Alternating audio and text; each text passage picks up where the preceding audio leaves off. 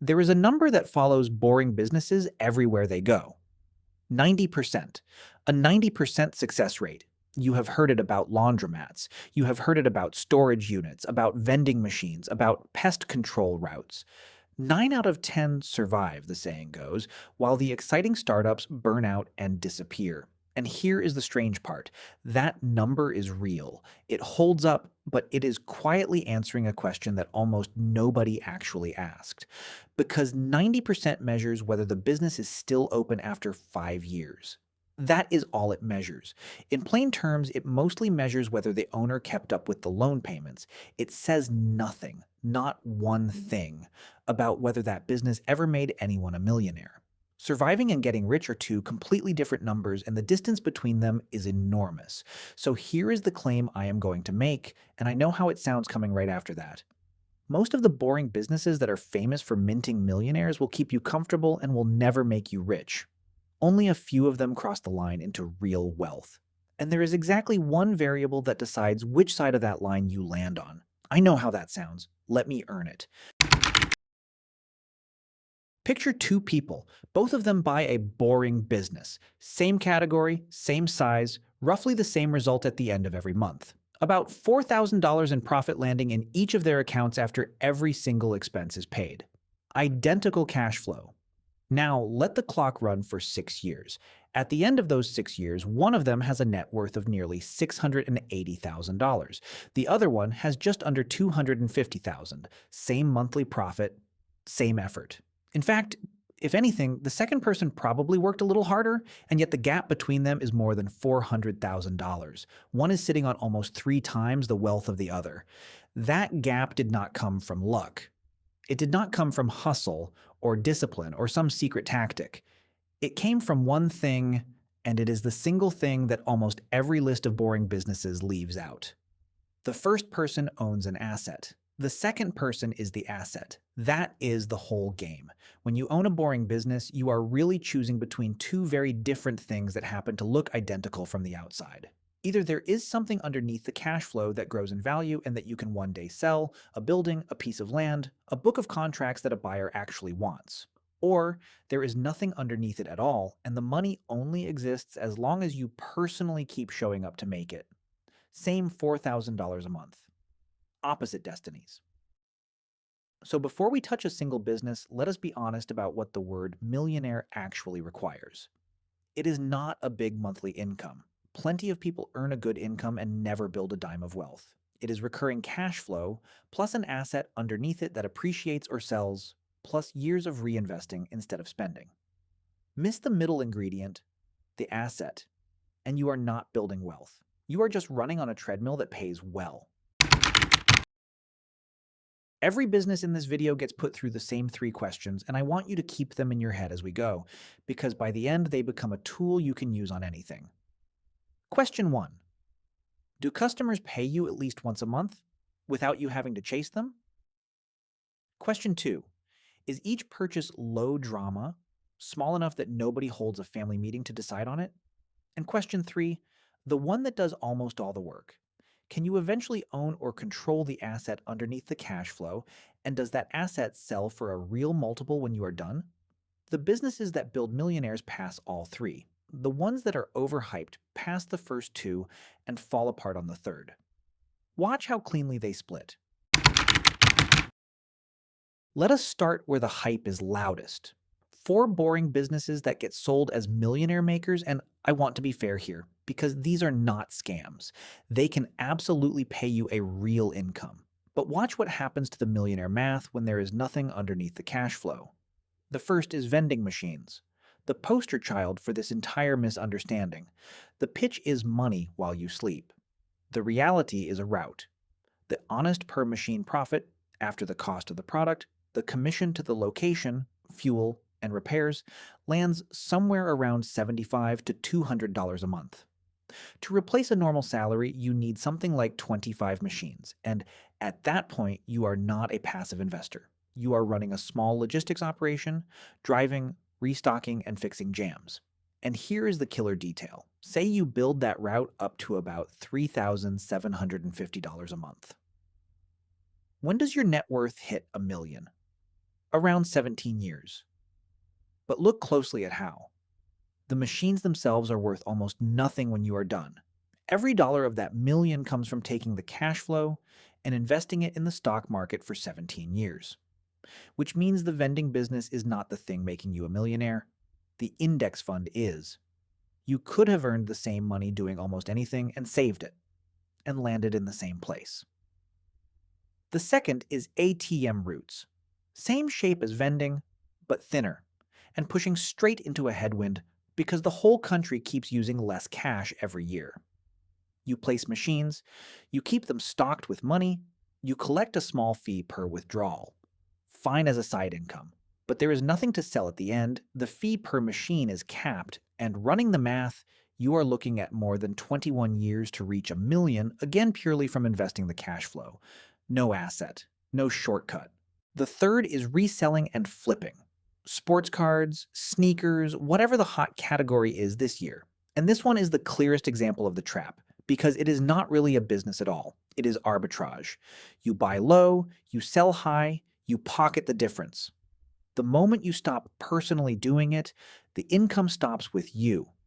There is no recurring customer, nothing that renews, and nothing a buyer would ever purchase from you because the whole thing lives inside your own effort and your own eye. At $3,000 a month reinvested, you would reach a million in around 21 years, and every cent of it, once again, comes from the market, not the flipping. The fourth is solo pressure washing or window cleaning. And I am putting it here on purpose because it is the perfect bridge into the second half of this video. On your own, this is a job you happen to own. Even at a strong $4,000 a month with no asset underneath it, you are looking at nearly 20 years to a million, carried entirely by whatever you manage to invest. But here is the turn. The instant you stop doing the work yourself and start running crews, signing recurring commercial contracts, and building a book of business, it stops being a job and quietly becomes a version of the recurring services business we are about to get to. Same trade. Completely different outcome. The only thing that changed is whether you built an asset or stayed the asset. And that turn, from being the asset to owning one, is exactly the door into the businesses that actually work. So here they are, the ones that earn the reputation. 5 boring businesses where the math genuinely does reach $1 million, and I will show you the honest timeline for each, not the fantasy one. The first is self-storage. This is the closest thing to a gold standard in this entire category. And the reason is simple. When you buy a storage facility, you are not really buying a storage business. You are buying real estate that happens to have tenants who pay you every month and almost never leave. People do not like letting go of their things. They tell themselves they will clear out the unit next month, and next month rarely comes. Run the real numbers. Say you buy a small facility for $900,000, put 30% down, and after the mortgage and every expense, you clear about $3,800 a month. That does not sound like a millionaire's income, and it is not. But the building is appreciating underneath you, the loan is being paid down every month, and you are reinvesting most of that cash flow. Put it all together and your net worth crosses $1 million at around the 8-year mark. Not from the cash flow alone, from the cash flow and the asset growing at the same time, stacked on top of each other. Let me make that tangible, because 8 years can sound like a magic trick until you see the moving parts. Your 30% down is $270,000 of equity on day 1. By year 5, between the loan shrinking and the building slowly appreciating, that equity has grown to around $500,000, and the cash flow you have quietly been reinvesting has become nearly $200,000 more. That is already close to $700,000 in net worth, and not one dramatic thing has happened. Give it 2 or 3 more years of the exact same boring machine, the loan getting smaller, the value creeping up, the reinvested cash compounding on itself, and you cross onto the far side of $1 million.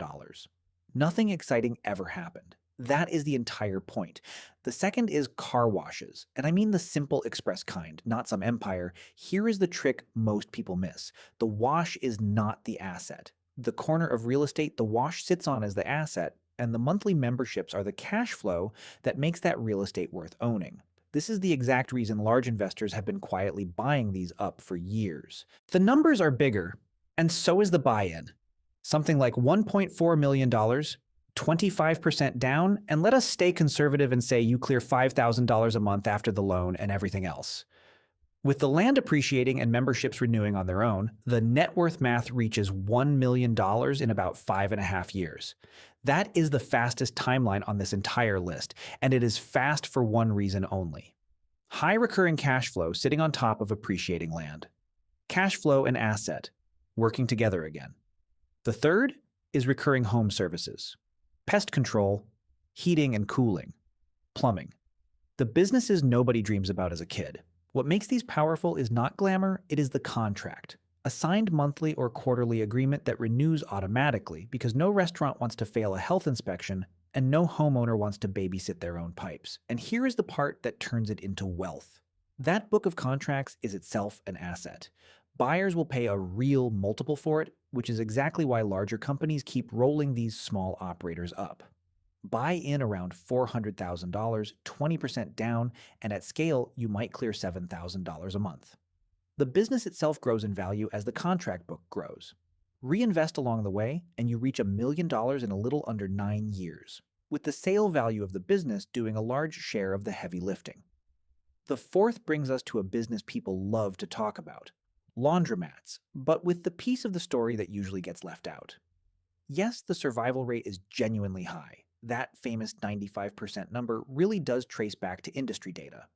But survival is not the same as wealth, and here is where the asset question decides everything. Take the exact same laundromat, clearing the exact same $3,500 a month. If you only lease the storefront, if you own the machines but not the ground they stand on, your net worth does not cross $1 million until somewhere close to 16 years. But if you own the real estate underneath that same laundromat, the same profit, the same store, you get there in about 9.5 years. Same business. The property nearly cut the timeline in half. That is your proof in one comparison that with a laundromat, the million is in the building, not in the machines. The fifth is commercial cleaning. Not the active cleaning, which is a job, but the company that holds the cleaning contracts, which is an asset.